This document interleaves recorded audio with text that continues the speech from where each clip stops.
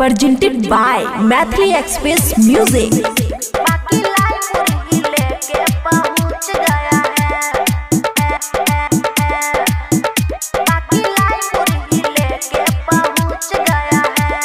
खुशी recording studio Baluaha. अले नहिरा से हमर सखारी गे वही में रहे मजनुआ के गिफ्ट दे सारी गे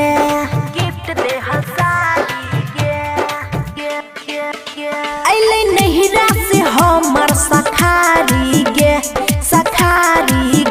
वही में रहे मजनुआ के गिफ्ट दे सारी गे मेरा लवर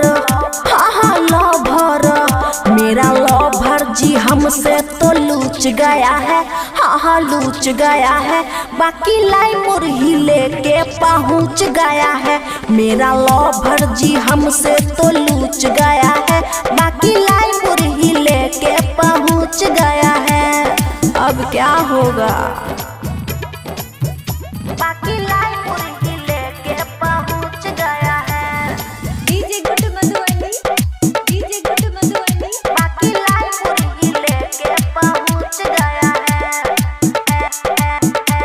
खुशी रिकॉर्डिंग स्टूडियो बलुआहा। गाड़ी दूरा पर लगल कही गे देखी के मुँह फूलल कही गे बेटा के हमारा गोदी में लाई के पापा के रिश्ता बतल कही गे पापा के रिश्ता बतल कही गे संगे बीतल कहानी सब हमरा बैठा के सुनावे लागल।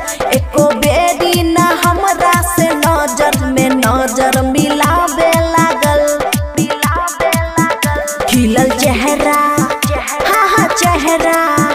खिलल चेहरा भी यार का अब मूछ गया है, मूछ गया है।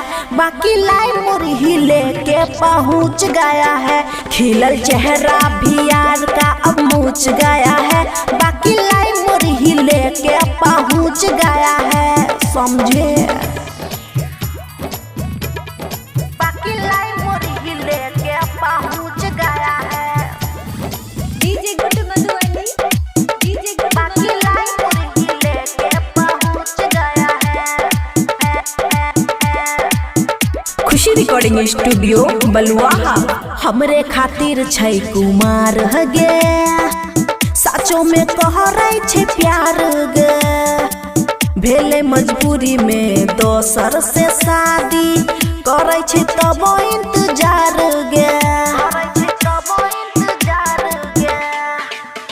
अब कानै छे हमरा ले सुने उ बहुते बेचारा गे दिल टूटल छे माने ने बात कहे मिलबो दोबारा गे